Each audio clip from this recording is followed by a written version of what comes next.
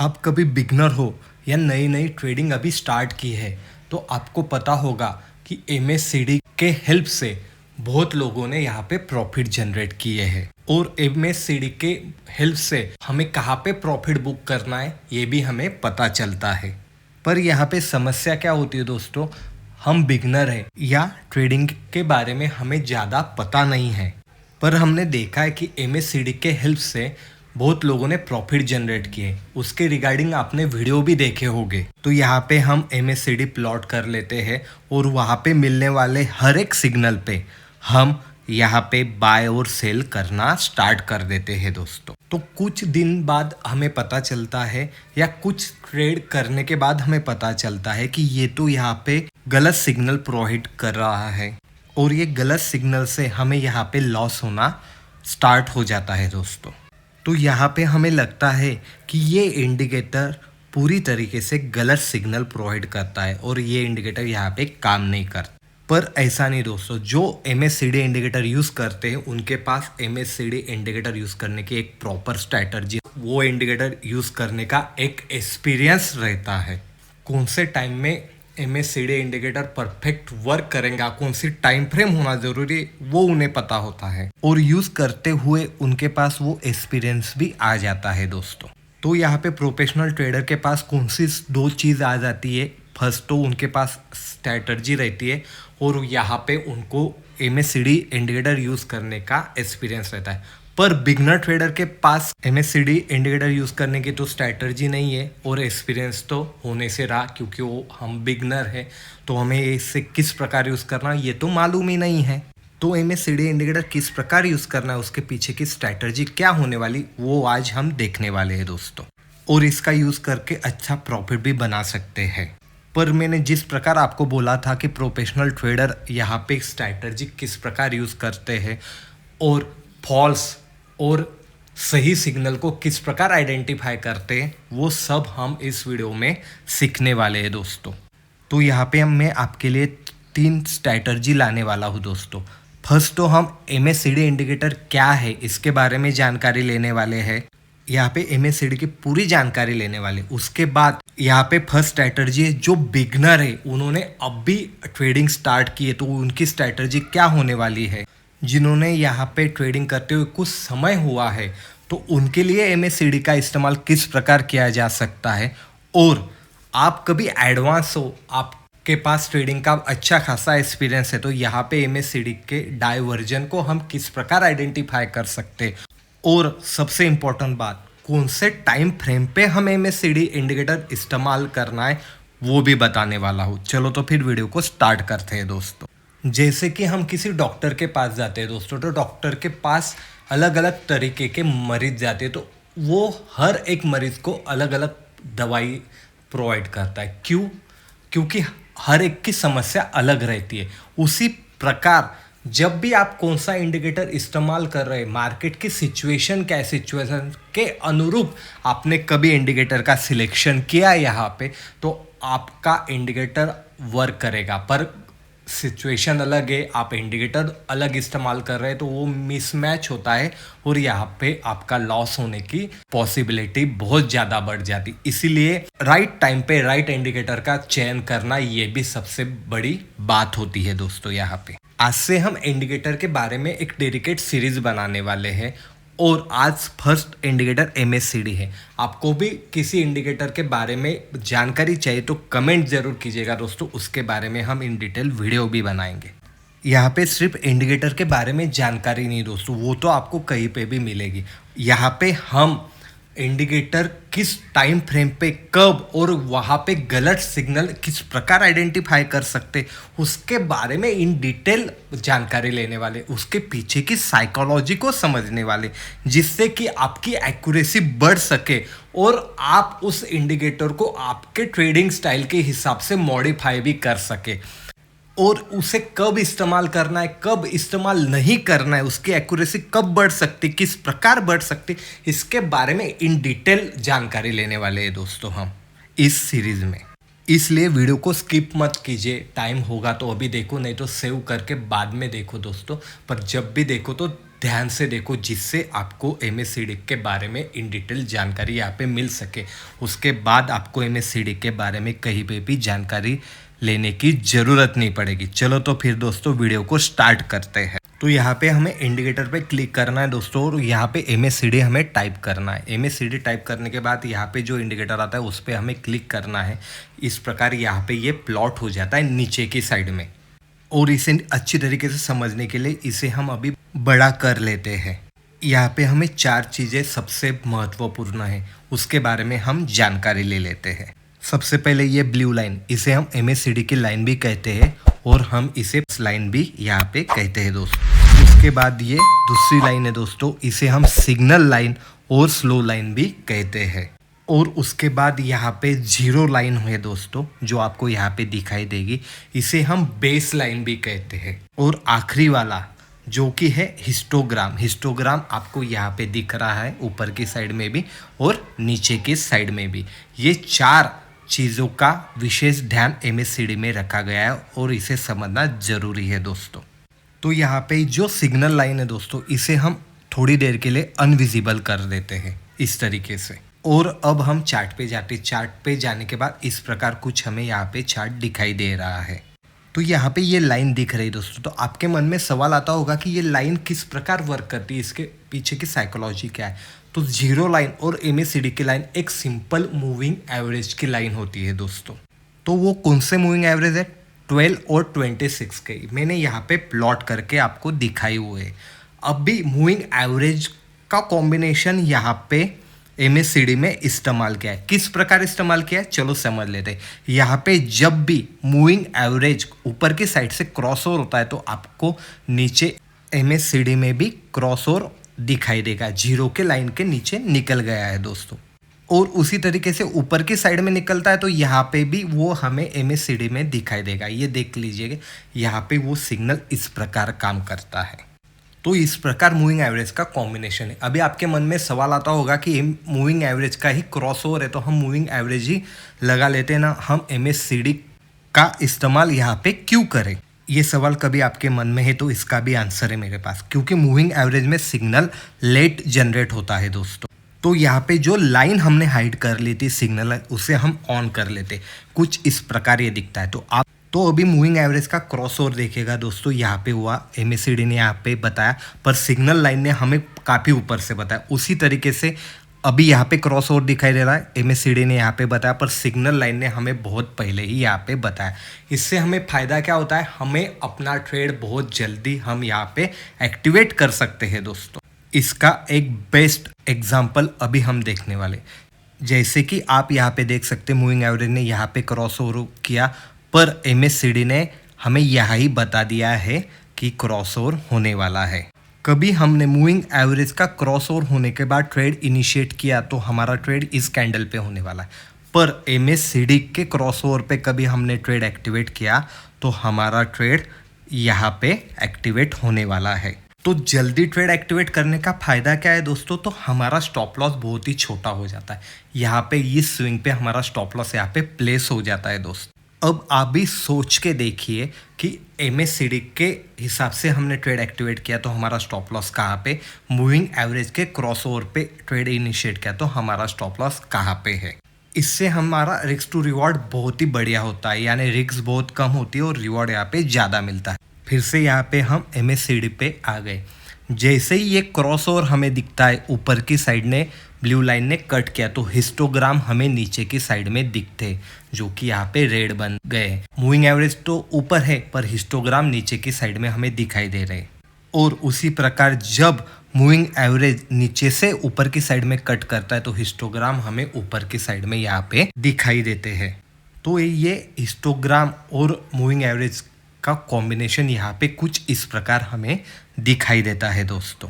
तो moving average कौन सी side से कट होता है उस प्रकार यहाँ पे हिस्टोग्राम हमें दिखाई देते हैं।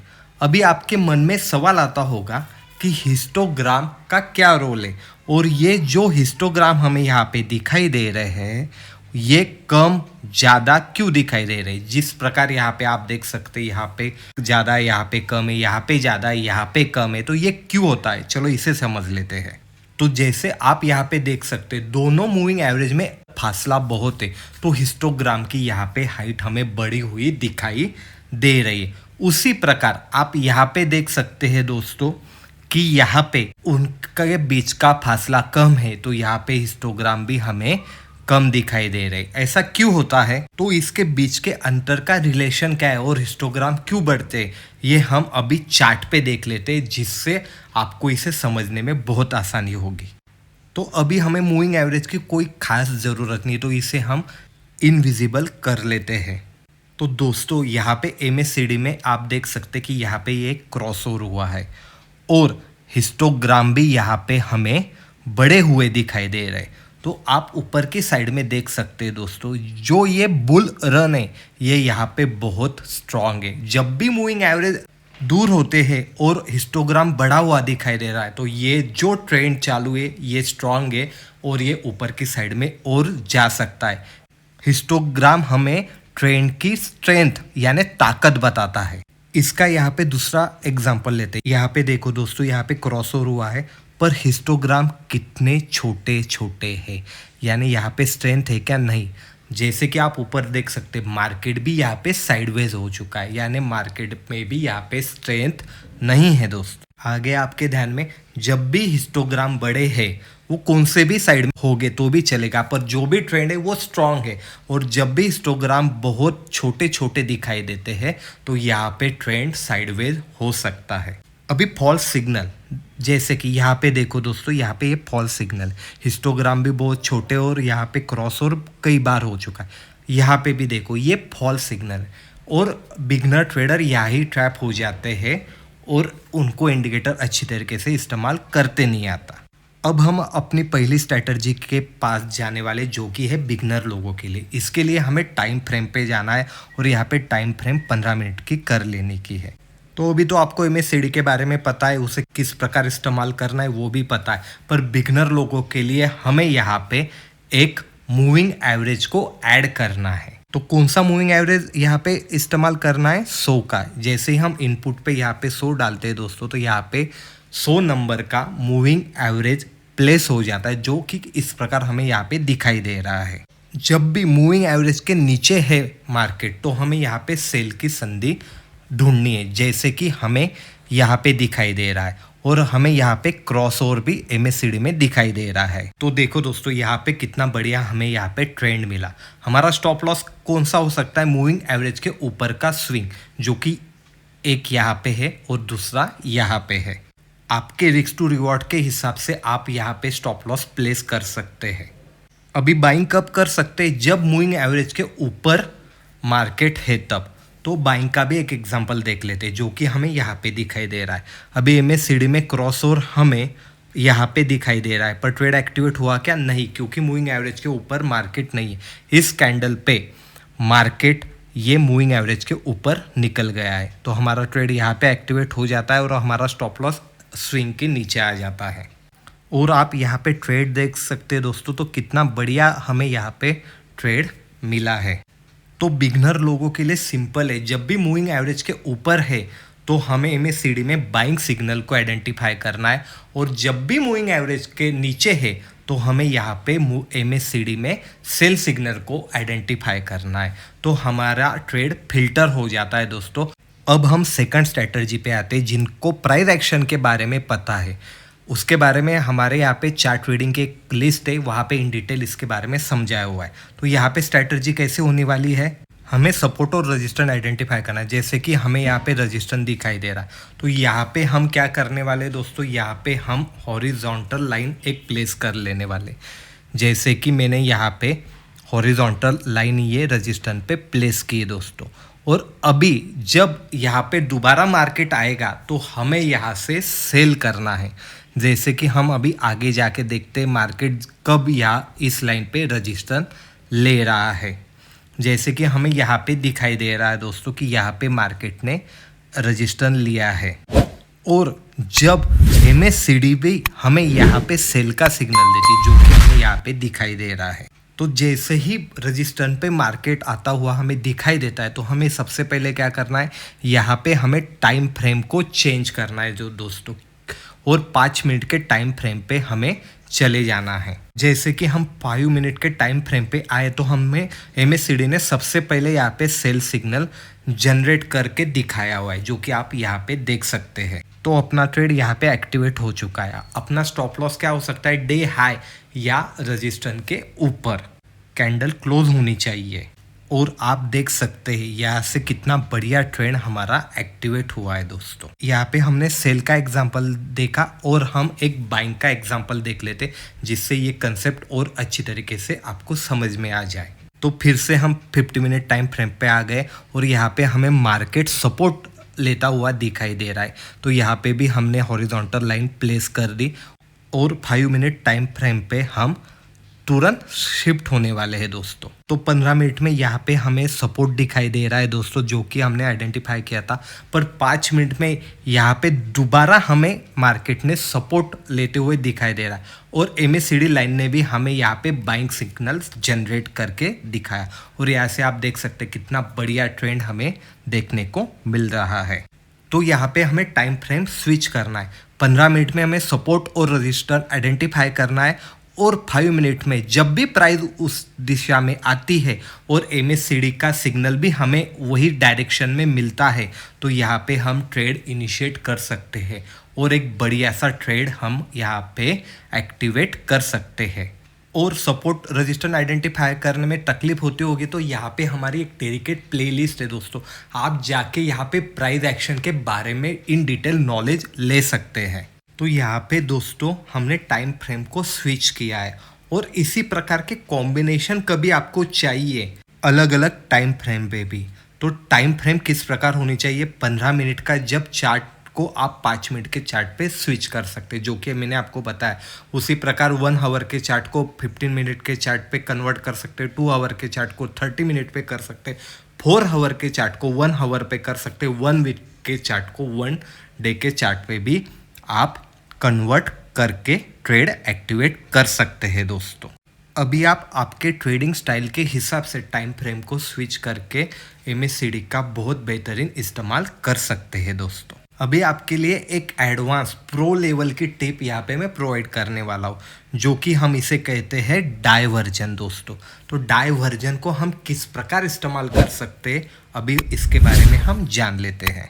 अभी डायवर्जन यानी क्या, MACD की लाइन अलग दिशा में जा रही, चार्ट अलग दिशा में जा रहा है। इसका एक एग्जाम्पल है जो कि आप यहाँ पे चार्ट को देख सकते हैं और यहाँ पे MACD में देख सकते हैं कि MACD की लाइन नीचे की तरफ आ रही है और चार्ट साइडवेज हो चुका है।